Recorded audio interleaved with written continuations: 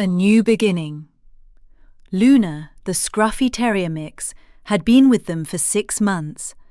6 months of tentative tail wags, cautious nuzzles against Ilara's hand, and a gradual blooming of trust that had transformed the trembling shelter dog into a cherished member of the family.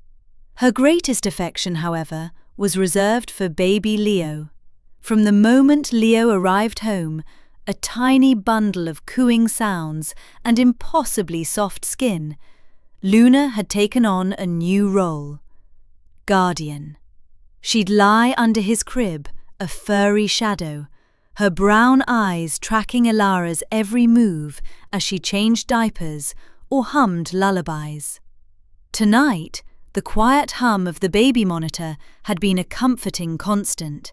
Ilara and Ben were curled on the sofa, a half-watched movie flickering on the screen, when a sharp, insistent bark ripped through the peaceful evening. It wasn't Luna's usual playful yip. This was a guttural, panicked sound, immediately followed by the frantic scratching of claws against wood. "What in the world?" Ben started, pushing himself upright. Another bark, louder this time, punctuated by a frantic whine. Ilara was already on her feet, a knot of unease tightening in her stomach. "Luna, no! What are you doing?" They burst into Leo's nursery to find Luna a whirlwind of frantic motion.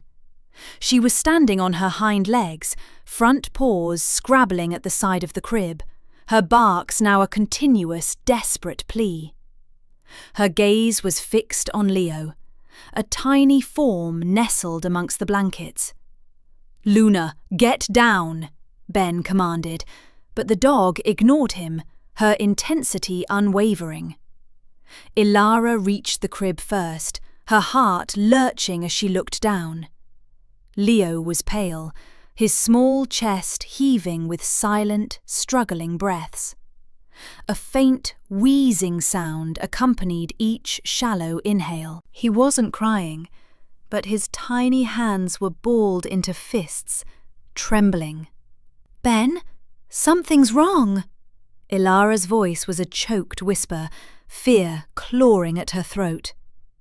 Ben was beside her in an instant, his face paling as he registered the sight.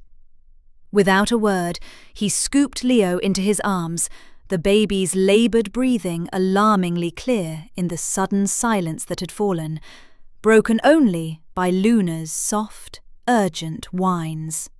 The drive to the emergency room was a blur of flashing lights and Ben's frantic calls to the hospital. Ilara clutched Leo tightly, her eyes glued to his small, struggling face. Luna, surprisingly calm now, lay huddled at Ilara's feet in the back seat, a silent, watchful presence. Inside the sterile hospital corridor, time stretched and compressed. Doctors and nurses moved with purposeful speed. They hooked Leo up to monitors, administered oxygen, and asked a flurry of questions Ilara could barely answer. Finally, a kind-faced paediatrician, Dr. Evans, emerged, her expression grave but relieved. "It was a severe bronchial spasm," she explained gently. "His airway was narrowing rapidly. If you hadn't brought him in when you did, well, it could have been very serious." She paused, her gaze drifting to where Luna sat patiently by Ilara's chair. "What prompted you to check on him?" Ilara looked at Ben, then down at Luna, who nudged her hand with her wet nose. "Luna," she said, her voice thick with emotion.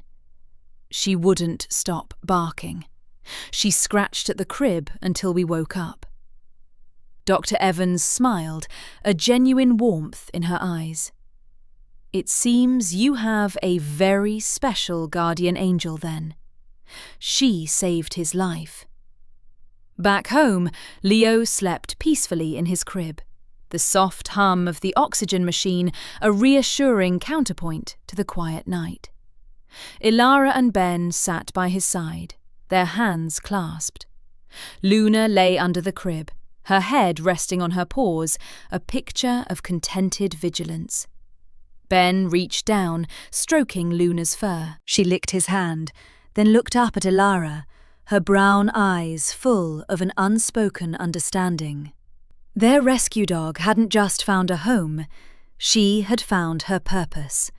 She was Leo's protector, a furry, four-legged guardian, a testament to the unexpected miracles found in the most unlikely of beginnings.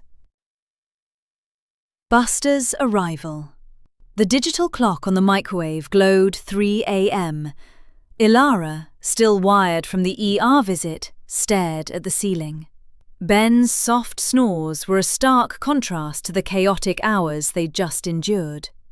Luna, curled protectively at the foot of Leo's crib, emitted soft, contented snuffles. The image of her frantic barks and the ensuing panic replayed in Ilara's mind, a visceral reminder of how close they'd come to tragedy. The following morning, Ilara found Ben scrolling through online pet rescue sites. "What are you doing?" she asked, her voice raspy. Ben looked up, a hesitant smile on his face. "Luna, she needs a friend, a companion, someone to share her duties with, maybe." He cleared his throat. "Plus, I saw this guy, a big, goofy-looking boxer mix. Name's Buster. He's been overlooked for months because he's too boisterous for most families." Ilara felt a pang of apprehension. 2 dogs? Especially after Luna's sudden, intense transformation. But then she remembered Dr. Evans's words. Luna's unwavering vigilance prevented a dire outcome. Maybe Ben was right. Luna deserved a little backup. A week later, Buster arrived, a whirlwind of muscle and enthusiasm. He was indeed boisterous, his tail a perpetual blur, his jowls flapping with every happy pant. Luna, initially wary, observed him with a critical eye, a low growl rumbling in her chest whenever Buster got too close to Leo's playmat. Her posture was rigid, her gaze fixed. It was clear she saw him as a potential threat to her charge. Ben and Ilara spent days carefully managing their interactions. Treats were shared, walks taken together, always with Leo in tow. Slowly, Luna's hackles lowered. Buster, for his part, seemed to understand Luna's unspoken rules. He would playfully nudge her with his wet nose, then flop dramatically on the floor, exposing his belly in a gesture of submission. One afternoon, a loud bang from the kitchen startled everyone. Leo, napping in his bassinet, whimpered, on the verge of crying. Before Ilara could reach him, Luna was at the bassinet, a low, comforting whine escaping her. But then, Buster was there too. He didn't bark or growl. Instead, he positioned himself between the bassinet and the kitchen, a silent, furry bulwark. His large head swiveled, assessing the perceived threat, his body tense. Ilara watched, a lump forming in her throat, as Luna, for the first time, leaned into Buster, her tail giving a tiny, almost imperceptible wag. A new partnership had quietly but definitively begun. A family forms. The integration of Buster into the household was a symphony of playful chaos and burgeoning affection. Luna, initially a stoic sentinel, gradually thawed under Buster's relentless, jowly charm. Their days became a blur of wrestling matches in the living room, punctuated by shared naps at the foot of Leo's crib. Buster a warm, muscular presence, Luna a sleek, watchful shadow. Ben and Chloe often found themselves smiling, watching the 2 dogs, a dynamic duo now, always in proximity to their son. One moonless night, the house was plunged into a sudden cacophony.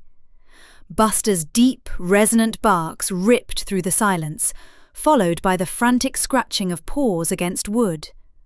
Ben shot upright, Chloe a breath behind him. The sound was coming from Leo's room. "What in the world?"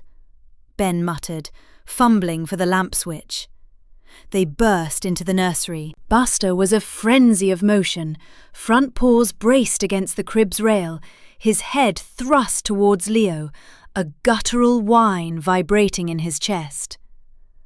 Luna, usually the calm one, was pacing agitatedly, her barks sharper, more urgent. "Buster, stop it! What's wrong with you?" Chloe exclaimed, pulling the dog away from the crib. He resisted, a low growl rumbling. Then they saw Leo. His face was a mottled blue-grey, his small chest struggling for air, each breath a rattling gasp. Panic seized them. "He's not breathing right!" Ben scooped Leo up, the baby's tiny body alarmingly limp. The drive to the ER was a blur of flashing lights and frantic prayers. Buster and Luna, sensing the gravity, were eerily silent in the back, their eyes fixed on Leo. At the hospital, doctors swarmed, their faces grim. Hours later, a weary paediatrician emerged. "It was a severe respiratory obstruction," she explained, her voice soft. "He's stable now, but if you hadn't brought him in when you did—" She trailed off, shaking her head. "The dog's barking, you said?" Ben nodded, relief washing over him, leaving him weak. He wouldn't stop, and Luna joined in. The paediatrician offered a small, knowing smile. "Animals have an instinct. Sometimes they know before we do." Back home, as the dawn light filtered through the windows, Ben and Chloe sat on the floor. Buster and Luna pressed close to them. Leo, safe and sound in his crib, stirred softly. Buster nudged Ben's hand, then licked Chloe's tear-streaked face. Luna, for once, rested her head on Chloe's lap, a profound sense of peace radiating from her. They weren't just pets. They were guardians, woven inextricably into the fabric of their family. Exploring the new home. The dawn light filtered weakly through the hospital window, casting long shadows across Chloe's weary face. Ben, still gripping her hand, watched the slow, steady rise and fall of Leo's chest in the incubator. The rhythmic beeping of the monitor was a stark contrast to the frantic silence of the night. "The doctor said it was epiglottitis," Chloe whispered, her voice raw. "Swelling in his windpipe. If we'd waited even a few more minutes—" She couldn't finish the thought. The image of Leo struggling, his tiny chest heaving, was seared into her memory. Ben squeezed her hand. "But we didn't wait. Because of them." His gaze drifted to the picture of Buster and Luna taped to the wall beside Leo's bed. A hastily printed photo from his phone. Buster with his goofy grin, Luna regal and watchful. Later that afternoon, when Leo was stable enough for visitors, the hospital staff made an exception. A subdued Buster and Luna, still radiating an agitated energy despite their exhaustion, were led into the room. They sniffed the sterile air, their tails low. When they saw Leo, a low whimper escaped Luna. Buster nudged her gently. Chloe knelt, pulling them close. "You saved him," she murmured, burying her face in Buster's soft fur. Luna licked her hand, a soft, reassuring gesture. Ben watched, a lump forming in his throat. These weren't just dogs anymore. They were family, woven into the very fabric of their existence, guardians by an instinct he couldn't comprehend. The following days were a blur of recovery and gratitude. Leo improved rapidly, his cries regaining their robust strength. The relief in Ben and Chloe's household was palpable, yet something had fundamentally shifted. Their interactions with Buster and Luna were imbued with a new reverence. Treats were given with an unspoken thank you. Belly rubs were longer, more deliberate. One evening, as Ben rocked Leo to sleep, Buster lay sprawled at his feet, his head resting on Ben's shoe. Luna was curled protectively by the bassinet, her eyes never leaving the sleeping infant. Ben looked from the peaceful baby to the steadfast dogs. He knew, with a certainty that resonated deep within him, that their home, once just a house, had truly become a sanctuary, and its protectors, once just pets, were now its heart. Becoming part of the family. The crisp morning air, once a harbinger of frantic trips to the hospital, now carried the comforting scent of freshly brewed coffee and the quiet gurgle of a content baby. The lingering shadow of Leo's medical scare had begun to recede, replaced by a profound shift in the household's rhythm. Chloe found herself watching Luna with a new intensity. The once timid rescue, whose tail used to tuck defensively at the slightest raised voice, now moved with an undeniable purpose. Her dark eyes, once filled with a cautious apprehension, now held a vigilant wisdom, especially when Leo was in sight. Buster, ever the boisterous counterpoint, had also transformed. His boundless energy, previously directed at chasing squirrels and demanding belly rubs, now seemed to possess a softer edge. He'd nudge his wet nose into Leo's tiny hand, a low rumble in his chest, replacing his usual excited barks. Chloe and Ben often found themselves pausing, cups of coffee cooling in their hands, to observe the silent, intricate dance between their pets and their son. One afternoon, a subtle shift in the atmosphere made Chloe's stomach clench. Leo, usually a robust napper, stirred with a wheezing cough. Before Chloe could even rise from the sofa, Luna was at the crib, a low, guttural whine escaping her. Her body was rigid, her gaze fixed on the struggling infant.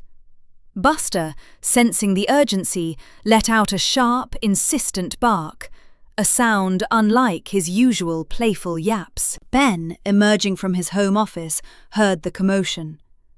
"What's going on?" he asked, a hint of annoyance in his voice, before seeing the dog's distress. Luna was now pawing gently at the side of the crib, her whines escalating. Ben's casual stride quickened.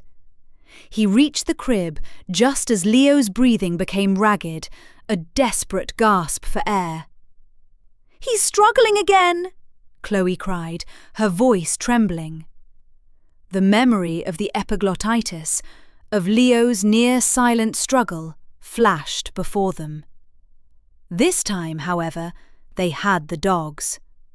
The urgency in Luna's eyes, the piercing barks from Buster, propelled them into action. The emergency room staff recognized them immediately. Dr.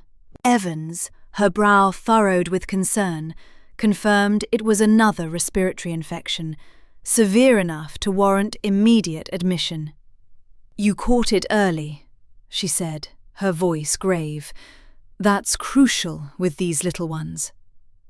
Back home, as the quiet hum of the washing machine filled the empty space Leo had left, Chloe and Ben sat on the floor, surrounded by the dogs. Buster rested his head on Chloe's lap, his tail thumping a soft rhythm against the carpet.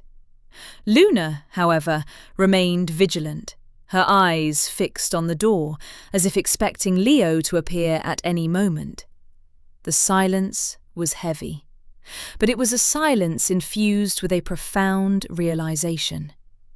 These creatures, once simply pets, had woven themselves into the very fabric of their family. Their instincts a lifeline, their presence a sanctuary. They weren't just living in their home, they were now an indispensable, protective part of their home, guardians of their most precious possession. Baby Leo's arrival. The day Chloe and Ben brought Leo home, a palpable shift rippled through their cosy bungalow.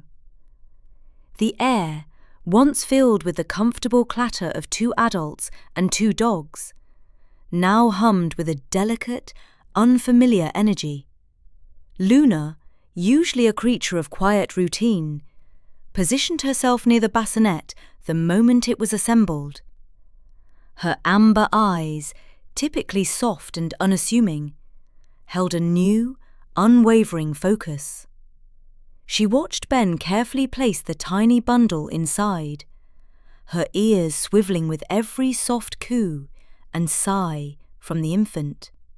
Buster, ever the exuberant one, sniffed cautiously at the edges of the blanket, a low, inquisitive rumble emanating from his chest, a stark contrast to his usual boisterous greetings.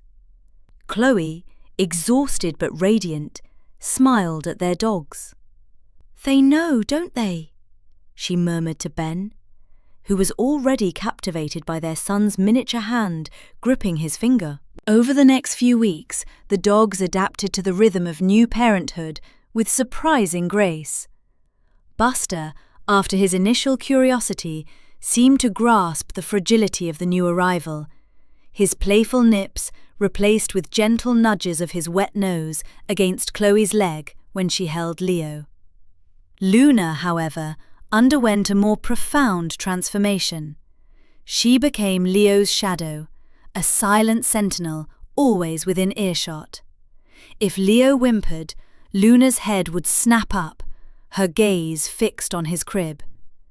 If a stranger's voice carried too loudly from the living room, a low, almost imperceptible growl would vibrate in her chest, a sound Chloe had never heard from the timid rescue before. One particularly still Tuesday night, the house was plunged into the deep quiet of slumber.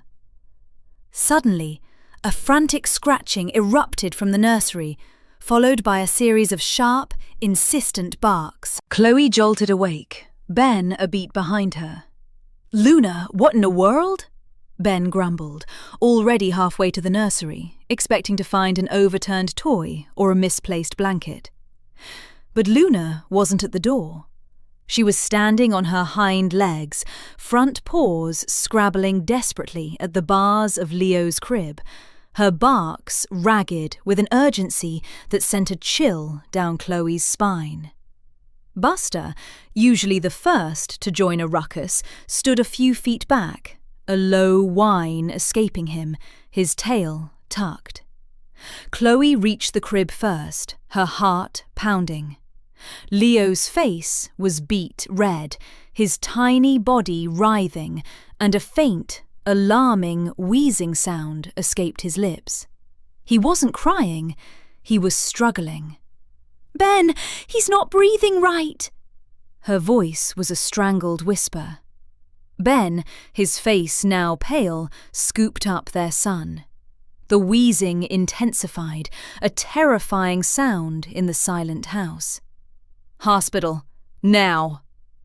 The drive was a blur of frantic prayers and Ben's foot heavy on the accelerator. Luna, despite being left behind, continued to bark, a mournful, desperate sound that echoed in Chloe's mind long after they had sped away.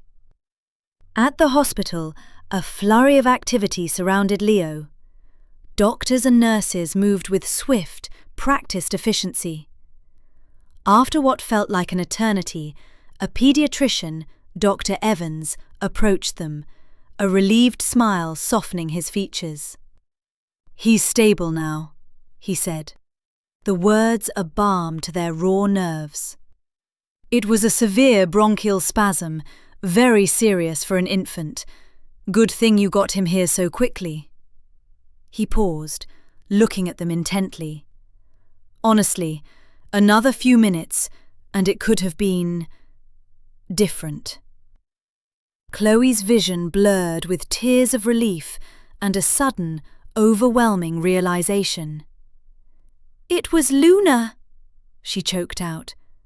"She woke us up. She saved him."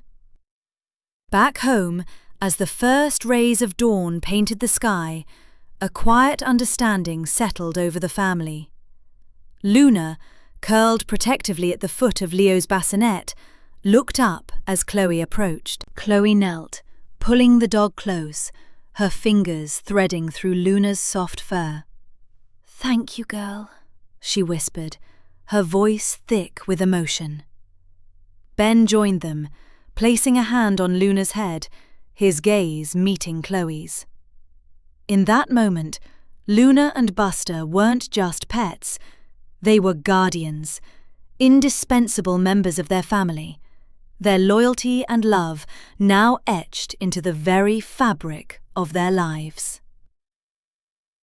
Buster meets Leo. The day Leo came home from the hospital was a whirlwind of hushed voices and soft blankets. Luna, ever watchful, had settled into her self-appointed sentry duty beside the bassinet, her eyes rarely leaving the tiny, swaddled form. Buster, however, remained a boisterous enigma. He'd sniffed at the baby once, a tentative snuffle quickly followed by a vigorous tail wag that threatened to dislodge a nearby lamp. Then, seemingly bored by the lack of immediate play, he'd retreated to his usual sunbeam, occasionally letting out a mournful sigh. Chloe and Ben exchanged worried glances. "Do you think he'll ever warm up to Leo?" Chloe whispered one afternoon, watching Buster chase his tail with wild abandon, while Luna observed Leo's slumber with quiet intensity. Ben shrugged, ruffling Luna's soft fur. "He's a different kind of dog, Chloe. Give him time." Time, it seemed, was exactly what Buster needed.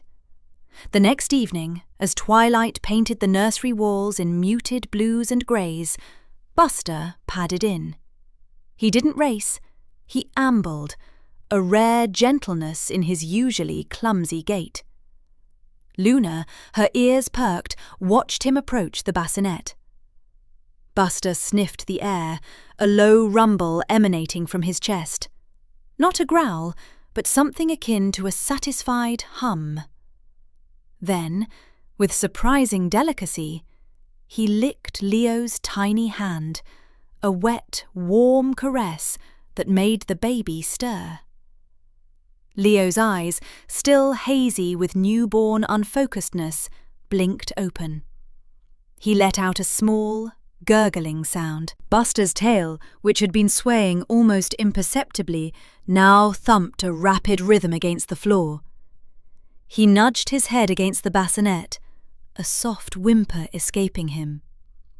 It wasn't the frantic, demanding whimper of a dog wanting to play, but a sound of almost overwhelming affection.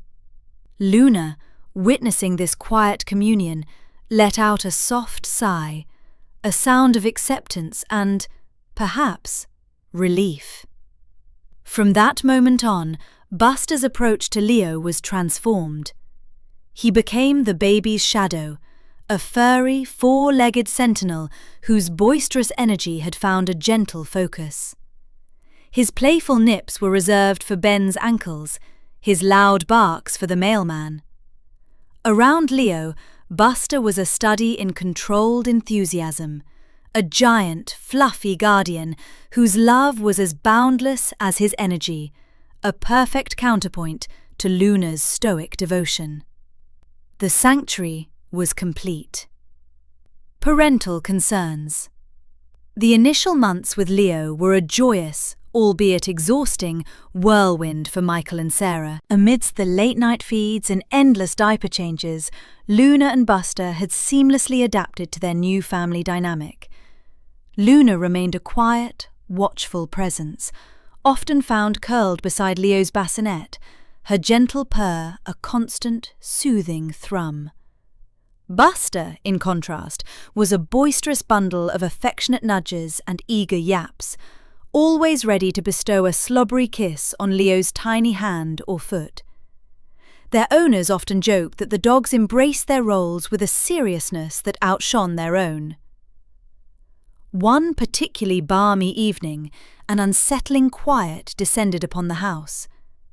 Leo, typically a serene sleeper, had been unusually fretful throughout the day. Sarah had rocked him longer than usual, a mother's nascent worry knitting her brow. Close to midnight, a sharp, insistent bark from Buster ripped through the stillness. It wasn't his usual playful clamour. This was a deep, resonant sound, edged with an urgency they'd never encountered. Michael shot upright, his heart thrumming. Before he could fully process the noise, Luna began to scratch desperately at the side of Leo's crib. A frantic, insistent rasp that made the wood groan. Her low growls intertwined with Buster's increasingly agitated barks. A cacophony of canine alarm. "What on earth?" Michael mumbled, swinging his legs out of bed. "Buster! Luna! Settle!" But their pleas were futile. Buster now circled the crib, his tail tucked low, emitting small, distressed whimpers. Luna, ears flattened, continued her relentless clawing, her agitated movements mirroring the frantic pulse in Sarah's chest. Sarah was already at the crib, a cold dread tightening its grip. Leo wasn't crying, a silence more terrifying than any wail. He was making a strange, shallow gurgling sound, his tiny chest straining with effort. His lips were tinged blue. "Michael!" she shrieked, her voice a raw whisper of terror. "He's not breathing right!" Panic surged through Michael. He snatched Leo from the crib, his heart plummeting. The baby's small body felt unnervingly limp, his breaths raspy and infrequent. Luna and Buster, sensing the drastic shift in the atmosphere, fell silent, their eyes wide and fixed on the struggling infant. The drive to the emergency room became a blur of flashing lights and desperate prayers. Sarah cradled Leo, murmuring reassurances as Michael sped through the deserted streets. At the hospital, a team of doctors and nurses descended, swiftly taking Leo. Michael and Sarah were left in the stark waiting room, the silence oppressive, broken only by the distant beeps of medical monitors. Hours later, a kind-faced paediatrician approached them. "It was severe bronchiolitis," she explained gently. "His airways were closing. If you hadn't brought him in when you did—" She didn't need to finish. Her meaning was chillingly clear. "It's incredibly fortunate you noticed so quickly." Michael and Sarah exchanged a meaningful look. "It wasn't us," Sarah murmured, tears welling. "It was the dogs." Back home, as the first blush of dawn painted the sky, Leo finally slept soundly in his crib, a delicate oxygen tube taped to his cheek. Luna was once more a silent guardian, her head resting on the crib's edge. Buster lay curled at the foot of the crib, a soft rumble escaping his chest. Looking at their faithful protectors, Michael and Sarah understood completely. These weren't merely pets. They were guardians, inextricably woven into the fabric of their family, creating a sanctuary around their precious child. A furry guardian.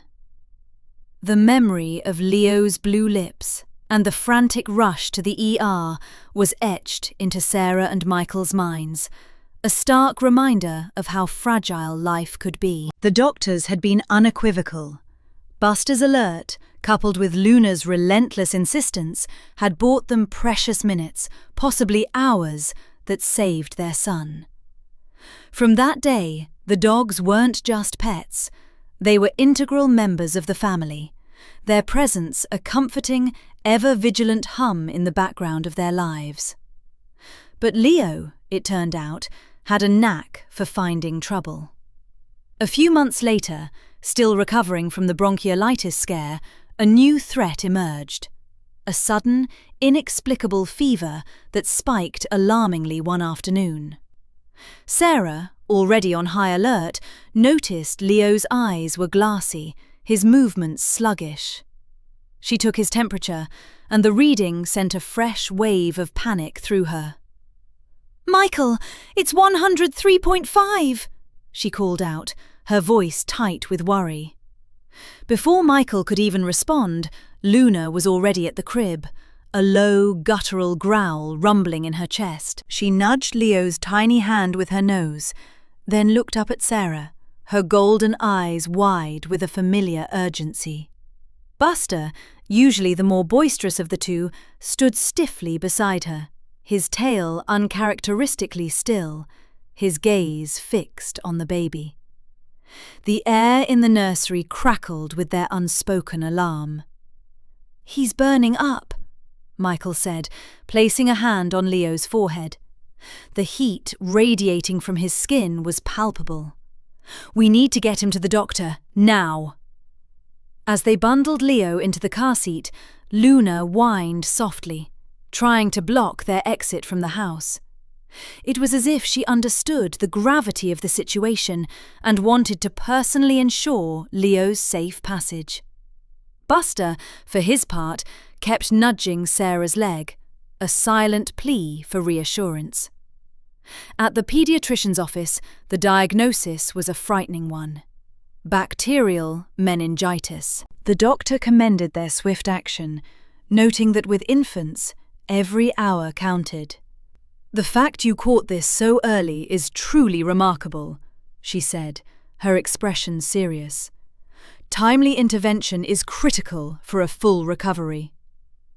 Back home, with Leo on antibiotics and resting fitfully, Sarah and Michael sat on the living room floor, Luna's head resting on Sarah's lap, Buster curled protectively by Leo's bassinet.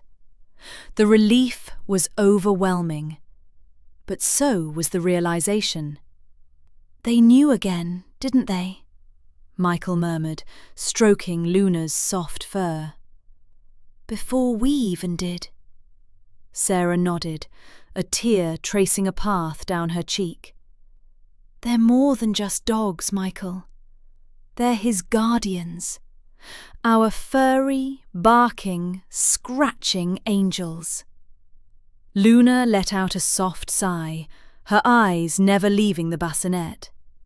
Buster, meanwhile, stretched out a paw and gently rested it on the edge of the bassinet, a silent promise to remain vigilant.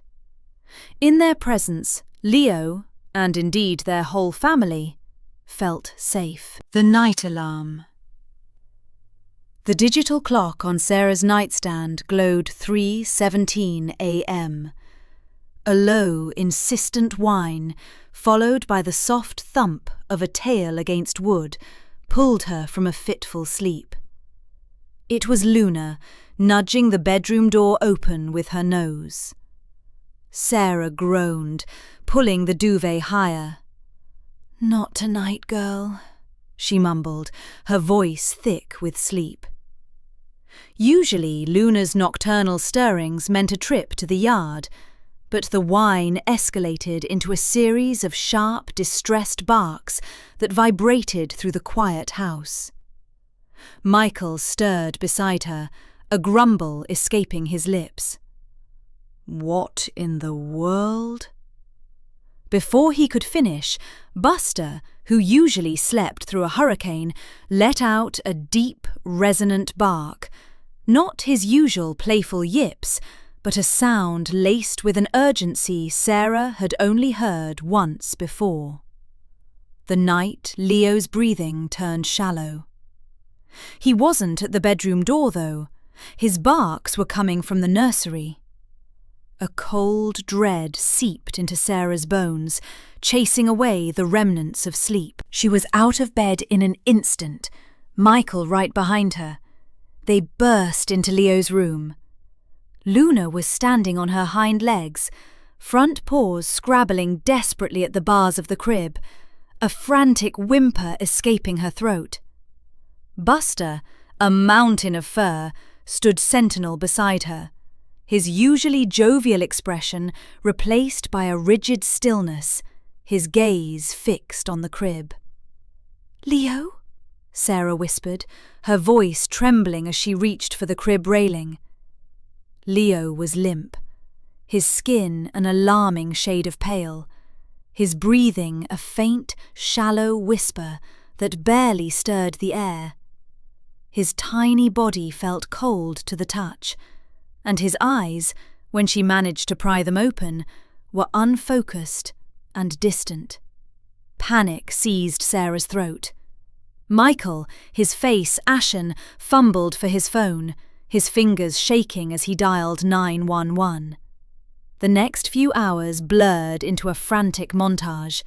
The shrill wail of the ambulance, the searing bright lights of the emergency room, hushed medical jargon, and the constant, crushing fear. Luna and Buster, barred from the hospital, waited in the car, their mournful cries a counterpoint to Sarah's silent tears. A young doctor, his eyes tired but kind, eventually approached them. "Your son Leo has sepsis," he explained, his voice low. "It's a severe blood infection. If you hadn't brought him in when you did, well, it's critical. But we caught it. Early intervention is key with this. You're lucky." Lucky. Sarah looked at Michael, tears blurring her vision. Lucky had a furry, four-legged face, a frantic bark, and a knowing stillness. Lucky wore a collar and had a wet nose. Michael reached for her hand, his grip tight.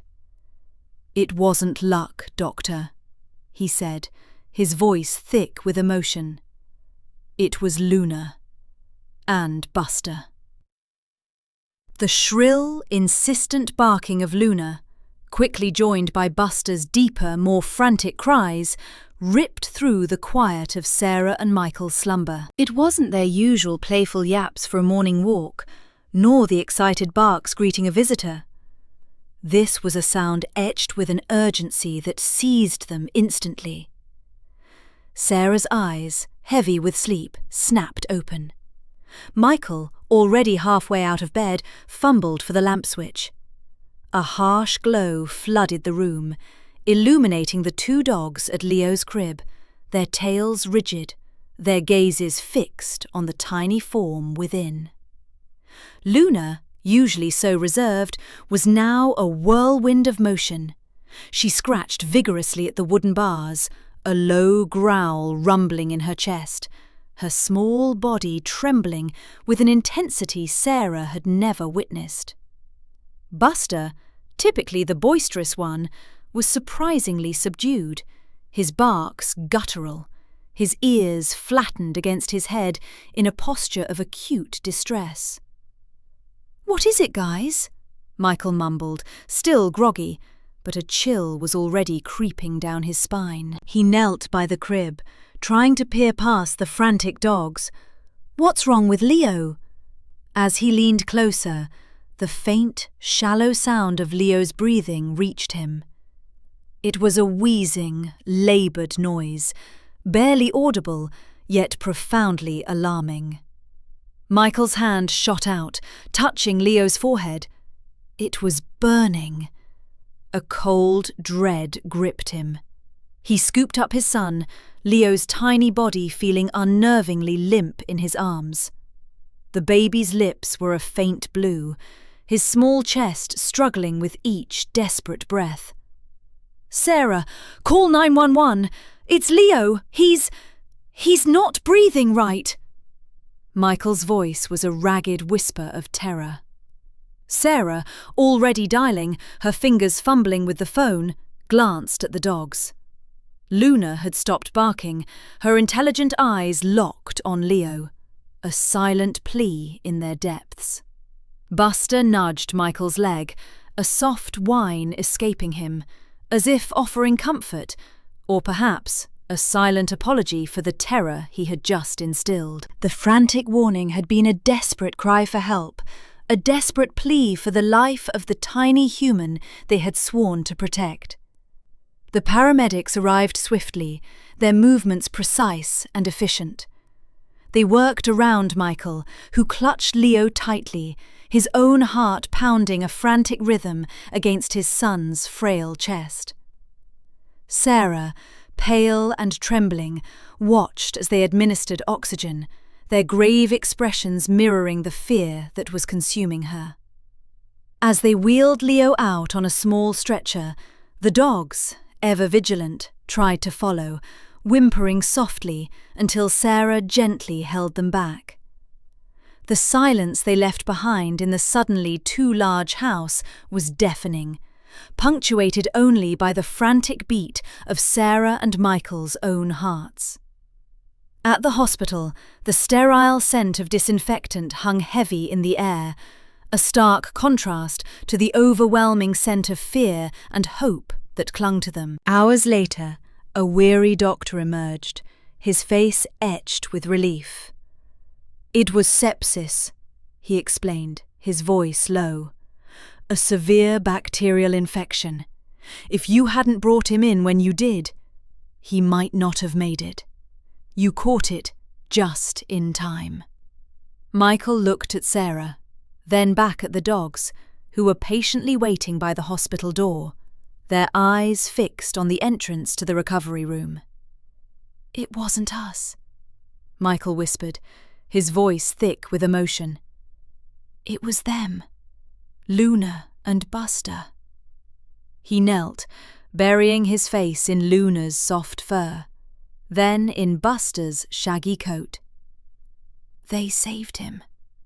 Sarah, tears streaming down her face, wrapped her arms around both dogs, pulling them close. In that moment, the rescue dogs, once just pets, solidified their place, not just as family, but as Leo's indispensable, fiercely loyal guardians. They were not merely companions, they were heroes, their instinct an unerring beacon in the darkest hour. Misunderstanding. The morning after Leo's sepsis scare, a heavy silence permeated the house, a stark contrast to the usual cheerful chaos. Sarah, still pale, moved with a phantom ache in her chest. Michael, his jaw tight, had been up since dawn, making endless cups of tea no one drank. Luna and Buster, typically bouncing balls of energy, lay curled protectively at the foot of Leo's crib, their gazes fixed on the slumbering infant. Their vigil, though comforting, also felt like a constant, unspoken accusation. "They're different," Michael observed quietly, watching Buster nudge a stray blanket closer to Leo's tiny hand with his nose. Sarah nodded, a knot forming in her stomach. "I know what you mean. It's like they know something we don't. Or didn't." The guilt gnawed at her, a bitter pill she couldn't swallow. How many times had they shooed the dogs away, mistaking their frantic nips and insistent barks for mere misbehaviour? Later that afternoon, a district nurse, Mrs. Henderson, arrived for a follow-up visit. Luna, usually reserved with strangers, let out a low, rumbling growl as Mrs. Henderson approached the crib. Buster, hackles raised, positioned himself between the nurse and Leo. "Whoa there, big fella," Mrs. Henderson said, a nervous laugh escaping her. "Just here to check on the little one." Michael quickly intervened, gently but firmly pulling Buster back. "They're just a bit protective since Leo's been poorly," he explained, feeling a flush creep up his neck. He saw the nurse's eyebrow arch slightly, a flicker of concern in her eyes. It was a look he knew well, the unspoken judgment, the suggestion that perhaps their dogs were becoming a nuisance. Sarah felt it too. The fleeting exchange confirmed her deepest fear. Others would see their dog's fierce devotion as a problem. As Mrs. Henderson finished her examination, Luna whined softly, circling the crib, her eyes never leaving Leo. Buster, held firmly by Michael, still strained forward, a low growl reverberating in his chest. "They seem very attached," Mrs. Henderson commented, her tone carefully neutral as she packed away her instruments. "Just be mindful that excessive vigilance can sometimes lead to stress in infants." The words hung in the air, cold and clinical. Michael forced a smile. "We'll keep an eye on it." But as he ushered the nurse out, he couldn't shake the prickle of doubt. Had they fostered an unhealthy obsession? Was their gratitude blinding them to a growing problem? He glanced back at the living room, where Luna had now settled, head resting on the edge of the crib, her gaze unwavering. Buster sat beside her, a silent, furry sentinel. The misunderstanding, he realized, was only just beginning. The discovery.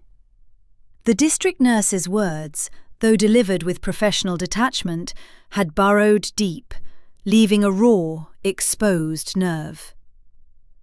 Their behaviour could be problematic. Sarah found herself replaying the scene.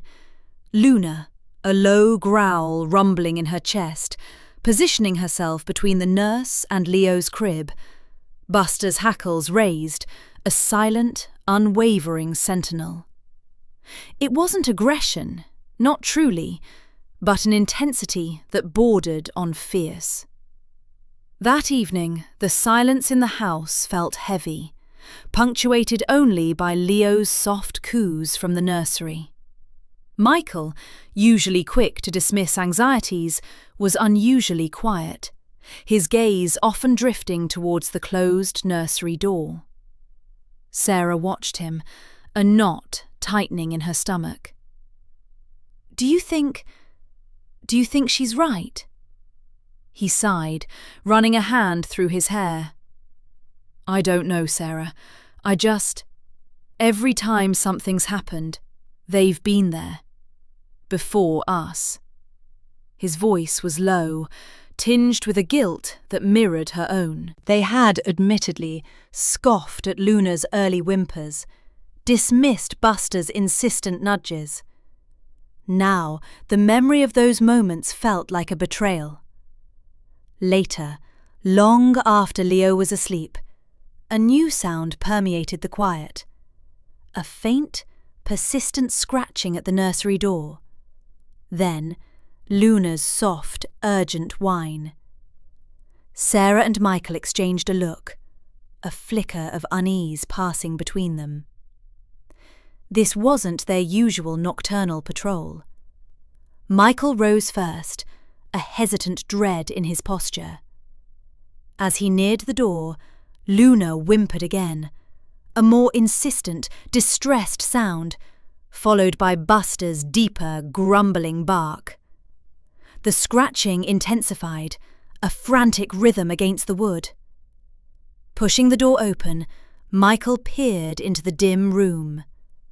Luna was standing on her hind legs, front paws scratching at the crib bars, her nose nudging Leo's tiny, still form.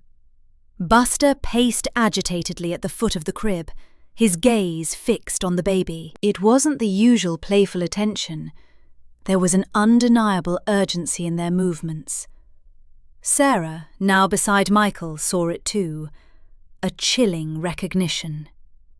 Luna turned, her eyes wide, pleading, then back to Leo. Buster nudged her hand, a soft, frantic nudge, then whined again, a sound that spoke volumes of distress. Michael reached into the crib, his heart pounding. As his fingers brushed Leo's forehead, he recoiled. "He's burning up," he whispered, his voice cracking. Leo stirred, a weak, shallow cough escaping his lips. A terrifying, familiar wheeze rattled in his small chest. The dogs pressed closer, a silent, desperate plea in their eyes. The discovery was chilling. The dogs weren't just protective, they were messengers, bearing news no parent ever wanted to hear. Leo's distress. The digital thermometer, after a tense, bleeping wait, flashed 39.8 degrees Celsius. Sarah's stomach plummeted. Leo's skin, usually soft and rosy, felt like a small, simmering furnace beneath her palm. His breaths, each a shallow, rattling gasp, were a horrifying symphony of distress. Buster, a low, guttural growl rumbling in his chest, nudged his head against Sarah's leg, then fixed his anxious gaze on Leo. Luna, meanwhile, sat rigid by the crib, her hackles slightly raised, a plaintive whine escaping her. "He's burning up, Michael," Sarah choked out, her voice thin with panic. "And the wheezing, it's worse." Michael, his face a mask of escalating fear, reached for his phone, fumbling with the screen. "I'm calling the out-of-hours doctor. This isn't just a cold." He spoke with a forced calmness that didn't quite reach his eyes. While Michael relayed Leo's symptoms in clipped, urgent tones, Sarah gently lifted Leo, pressing his feverish little body against hers. His wheezes echoed in the quiet room, each one a sharp spike of terror. Luna began to pace, her movements tight and agitated, occasionally nudging Sarah's hand with her wet nose, as if urging her to do something. Buster, ever the quieter sentinel, simply sat, his body a taut coil of concern, his eyes never leaving Leo. The out-of-hours doctor, after a quick but thorough assessment over the phone, didn't mince words. "Bring him in immediately. The wheezing combined with that fever, it could be a respiratory infection. Don't delay." The drive to the hospital was a blur of flashing streetlights and Sarah's desperate prayers. Leo, nestled in his car seat, whimpered weakly, his breathing growing more laboured with every passing minute. Luna and Buster, usually enthusiastic car passengers, were unusually subdued, their presence a silent, heavy weight of shared dread in the back seat. They seemed to understand the gravity of the situation, their usual boisterous energy replaced by a deep, collective anxiety that mirrored their owners. Upon arrival, the emergency room buzzed with a muted urgency. Leo was whisked away, a small, vulnerable bundle in the arms of a kind-faced nurse. Michael and Sarah exchanged a look of profound helplessness, their hearts hammering in their chests. It was then, as they sank onto a plastic chair in the waiting room, that the full, chilling implication of the dog's earlier behaviour crashed over them. Luna's frantic scratching, Buster's insistent whines. They hadn't been a nuisance. They had been a warning, a desperate, life-saving plea. Emergency call. The sterile scent of disinfectant hit them first, sharp and metallic, as Michael pushed through the swinging doors of the emergency room. Sarah clutched Leo, his small body a furnace against her chest, the wheezing now a desperate whistle in his tiny lungs. Luna and Buster, usually a blur of excited energy on walks, were subdued, their leashes held taut by Michael. They padded silently beside him, Luna's ears perked, Buster's low rumble a constant, anxious vibration. The fluorescent lights hummed with an almost oppressive brightness, glinting off the polished floors. "Emergency! Baby struggling to breathe!" Sarah managed, her voice a thin thread, to the triage nurse, whose face was a mask of practiced calm. The nurse's eyes, however, widened slightly at the sight of Leo's laboured breaths and flushed face. "Right this way," she instructed, her tone quickening, gesturing towards a curtained cubicle. "Doctor will be with you shortly." As they settled Leo onto the examination table, his chest visibly heaving with each struggle for air, Luna nudged Sarah's hand with her wet nose. Buster sat sentinel by Michael's feet, his gaze never leaving the baby. The doctor, a kind-faced woman with tired eyes, entered moments later, her stethoscope already in hand. "Tell me what happened," she asked, her voice gentle as she listened to Leo's chest. The rhythmic thump-thump of her own heart seemed deafeningly loud to Sarah. Sarah recounted the evening, the sudden fever spike, the worsening wheezing, and the dog's unusual, insistent warnings. Michael added details about their earlier unease, the way Luna had pawed at the crib, Buster's low growls. The doctor nodded slowly, her expression growing more serious as she listened. "His oxygen saturation is quite low," she murmured, her brow furrowing as she checked a small monitor clipped to Leo's finger. "This sounds like bronchiolitis, possibly severe. We need to get him on oxygen immediately and start some nebulized medication." A wave of icy fear washed over Sarah. Michael squeezed her hand, his knuckles white. The doctor's calm but urgent tone underscored the gravity of the situation. Nurses materialized, their movements swift and efficient, attaching a tiny oxygen mask to Leo's face. He whimpered, fighting the intrusion, but the gentle hiss of the oxygen soon began to soothe his ragged breathing. Luna whined softly, pressing her head into Sarah's leg, while Buster released a long, shaky sigh, his body relaxing almost imperceptibly as the oxygen mask took effect. The silent guardians, their vigil continuing, offered their quiet comfort in the sterile, unsettling confines of the emergency room. Hospital rush.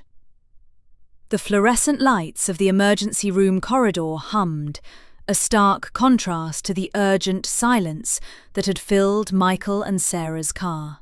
Leo, now hooked up to a continuous positive airway pressure (CPAP) machine, looked impossibly small in the large hospital bed, his tiny chest still heaving, though less frantically. The rhythmic whoosh of the machine was the only sound breaking the sterile quiet of the cubicle.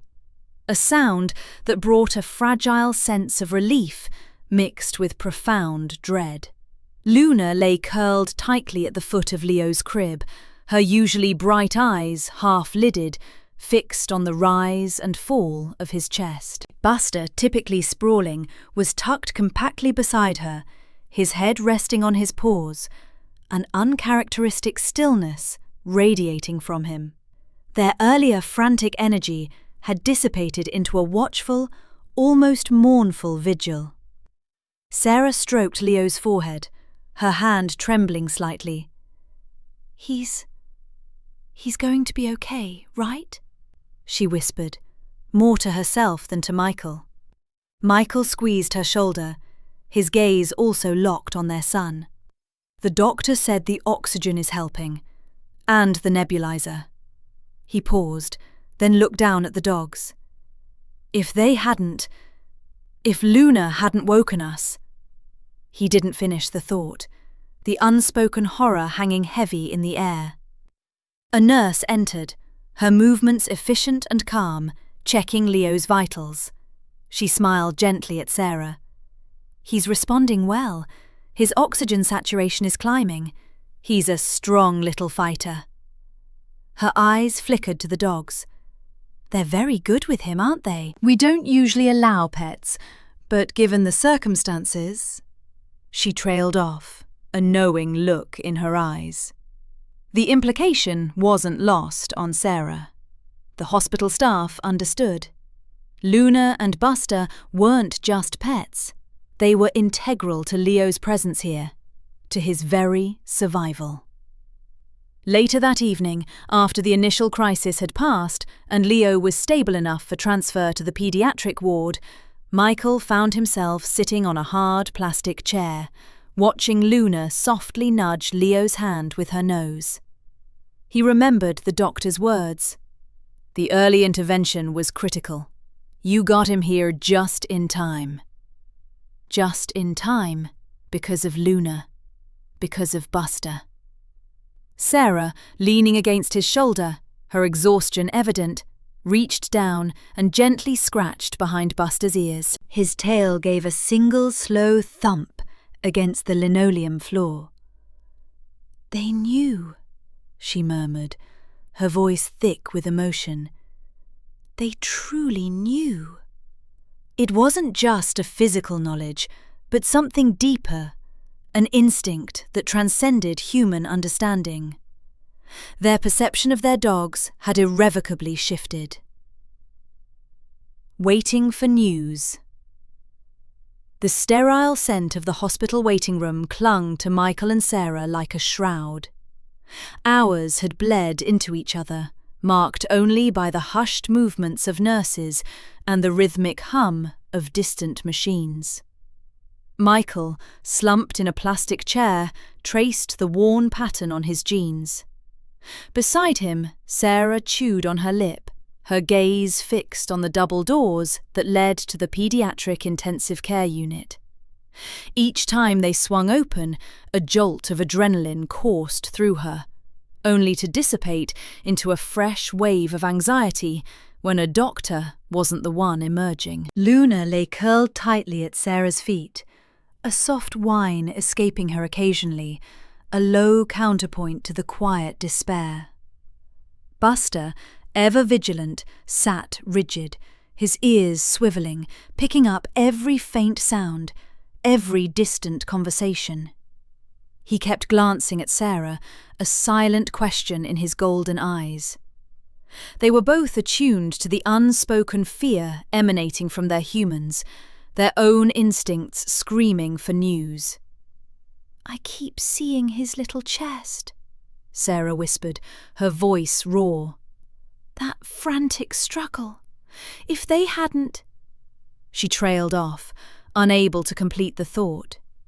Michael reached for her hand, his fingers intertwining with hers. They did. Because of them. He nodded towards the dogs, who seemed to understand, their tails giving a weak, synchronous thump against the linoleum. A doctor, a woman with kind, weary eyes, finally emerged. Sarah shot to her feet, Luna's head snapping up in alarm. Buster let out a low growl, quickly silenced by Michael's reassuring touch. "Mr. and Mrs. Thompson," the doctor's voice was gentle. "Leo's stable. The CPAP is doing its job, helping him breathe. He's still very fragile, but we're cautiously optimistic." Relief washed over Sarah, so potent it made her knees tremble. Michael pulled her into a tight hug, burying his face in her hair. Luna nudged Sarah's hand, her tail wagging a tentative rhythm. Buster let out a soft huff, his posture relaxing slightly. What happened? Michael finally managed, pulling away from Sarah. The doctor consulted a clipboard. "It looks like a severe case of bronchiolitis. His airways were critically inflamed, making it impossible for him to get enough oxygen. Without timely intervention, the outcome would have been grim. She paused, looking pointedly at the dogs. You brought him in just in time. Every minute counted. Sarah knelt, burying her face in Luna's soft fur, tears finally flowing freely. Thank you, my brave girl. Thank you, Buster. She stroked Buster's head, feeling the powerful thrum of his purring. He licked her hand, a wet, reassuring comfort. The perception of them as mere pets had evaporated, replaced by an unshakable truth. They weren't just animals. They were guardians. The diagnosis. The fluorescent lights of the hospital waiting room hummed, a stark contrast to the quiet, moonlit nursery where their nightmare had begun. Sarah clutched Michael's hand, her knuckles white. Hours had blurred into an agonizing eternity, each minute stretching like taffy. The doctor's last words, "He's stabilized," were a fragile lifeline, yet the full weight of what had transpired still pressed down on them. A different doctor, a tall man with a kind, tired face, finally emerged. "Mr. and Mrs. Davies?" he asked, his voice gentle. "I'm Dr. Evans, the pediatrician on call. Leo is resting comfortably now, breathing much easier." Relief, sharp and sudden, made Sarah's knees weak. Michael squeezed her hand, a silent acknowledgement of the shared terror they'd just endured. "Bronchiolitis," Dr. Evans continued, consulting his notes. "It's a common respiratory infection in infants. His airways were severely inflamed, making it difficult to breathe. The timely intervention was critical. Had you waited much longer—" He trailed off, his unspoken words hanging heavy in the air. Michael cleared his throat, his voice rough with emotion. "It was the dogs, Doctor. Luna and Buster. They alerted us. They wouldn't stop barking, scratching at the crib." Dr. Evans raised an eyebrow, a flicker of surprise in his gaze. "Really? That's quite remarkable. Animals often possess an uncanny intuition, but to pinpoint respiratory distress in an infant so precisely, you're very fortunate." Sarah felt a fresh wave of tears prick her eyes. Fortunate didn't begin to cover it. They had dismissed Luna's insistent whining, Buster's frantic pacing as mere anxiety. They'd almost lost him. "Can we see him?" Sarah whispered, her voice still hoarse. "Of course," Dr. Evans replied. "He's in room 3B. He'll need to stay for a few days for observation, but the worst is definitely over." As they walked down the sterile corridor, the reality of the dog's actions solidified. They weren't just pets, not anymore. They were sentinels, guardians. The image of Buster's insistent nudging, Luna's desperate barks, replayed in Sarah's mind. They had instinctively understood a danger she, his own mother, had almost missed. A profound shift occurred within her, a deep, unwavering gratitude for the two furry souls who had silently, heroically, saved their son. Buster's heroism revealed.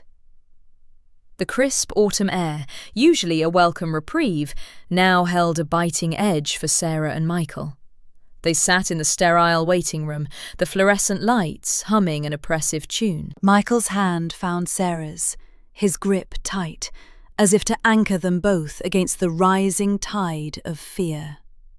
The memory of Leo's tiny gasps, his chest heaving with every struggle for air, replayed in their minds.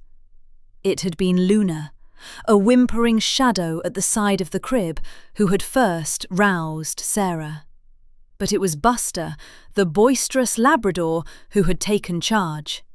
His persistent, deep-throated barks, punctuated by frantic pawing at the bassinet, had been impossible to ignore.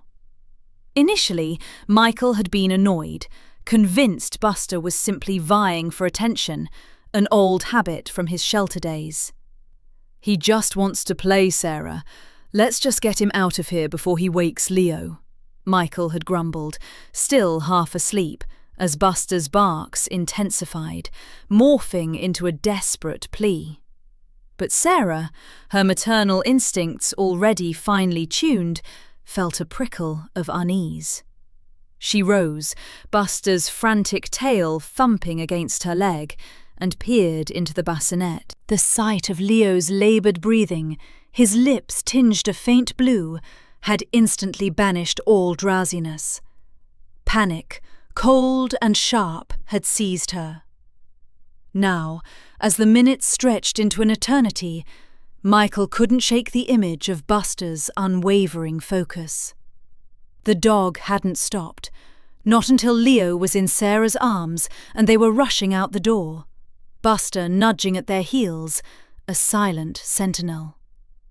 The doctor's words, delivered with a grave expression, echoed in their ears. "Severe bronchiolitis. Another hour, perhaps less, and, well, you were incredibly lucky." The realization hit Michael with the force of a physical blow. Lucky? It wasn't luck. It was Buster.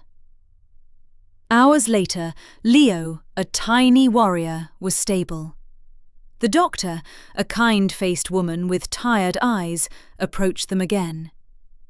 "We've seen cases like this before. Sometimes animals sense these things. A change in scent, a subtle shift in breathing. It's remarkable." Back home, the house felt strangely quiet without the usual cacophony of Buster's antics. When they finally opened the door, Buster was waiting, his tail wagging tentatively. He approached Sarah, then Michael, then nudged gently at the empty car seat. His eyes, usually full of mischief, held a quiet understanding. Michael knelt, wrapping his arms around the Labrador's neck. "Good boy, Buster," he whispered, his voice thick with emotion. "You saved him." Buster leaned into the embrace, a low rumble of contentment vibrating in his chest. In that moment, the rescue dog, once just a pet, cemented his place as a cherished guardian, a silent hero in their unfolding family story. Home safe. The lingering scent of antiseptic clung to Sarah, a stark memory contrasting with the fresh calm of their living room. Leo, a tiny bundle swaddled in his bassinet, breathed with the soft, regular rhythm of deep sleep. Beside him, Buster, a shaggy guardian, lay stretched on the rug, his brown eyes fixed on the infant. He hadn't budged from Leo's side since their return from the hospital. "He barely closed an eye for 2 days," Michael murmured, collapsing onto the sofa. "Just watched him." Sarah nodded, a wave of profound exhaustion washing over her. "It's like he understands, Michael. Truly understands." Her fingers gently traced the soft fur behind Buster's ears. He leaned into the touch, a low rumble vibrating in his chest. The initial terror of Leo's bronchiolitis had begun to recede, leaving behind an unsettling mix of awe and dawning realization. Buster wasn't merely a pet. He was a living alarm, a devoted sentinel. A soft whine escaped the dog, and his tail thumped a quiet cadence against the floorboards. Michael, observing the dog's unblinking focus, felt a tremor of a different kind. Not just relief, but the weight of a responsibility far grander than he'd ever conceived. They had welcomed Buster as a furry friend. He had transcended that role entirely.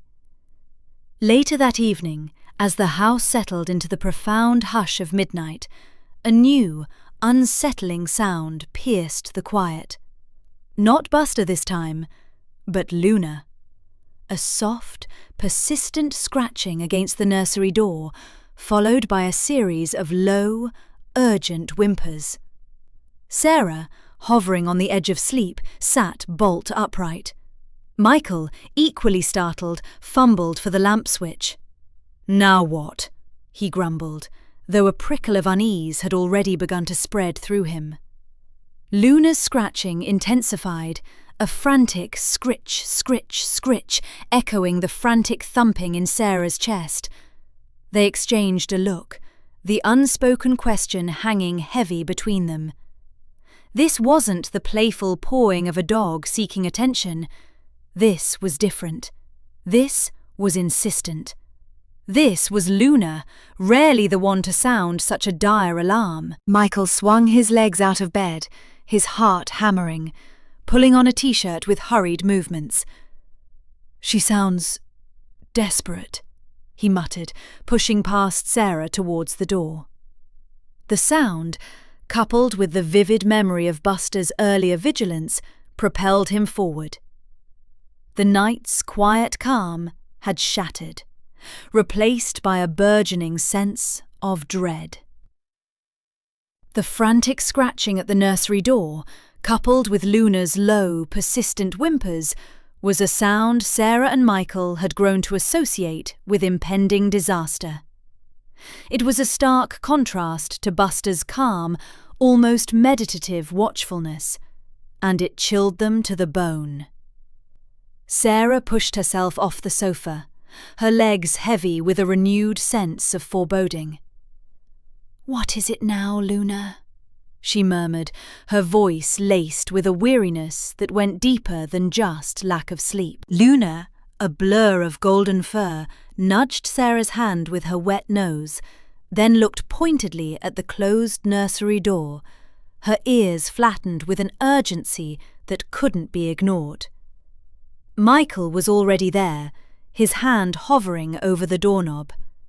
The quiet hum of the baby monitor seemed too loud, then too silent.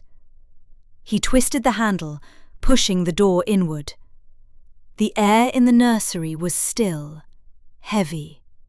Leo lay in his crib, but something was terribly wrong.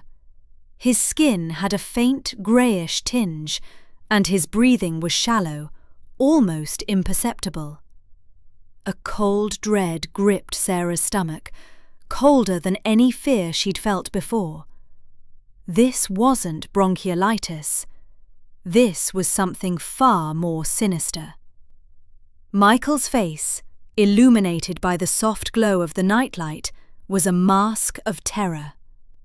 "He's not breathing right," he whispered, his voice thin with panic.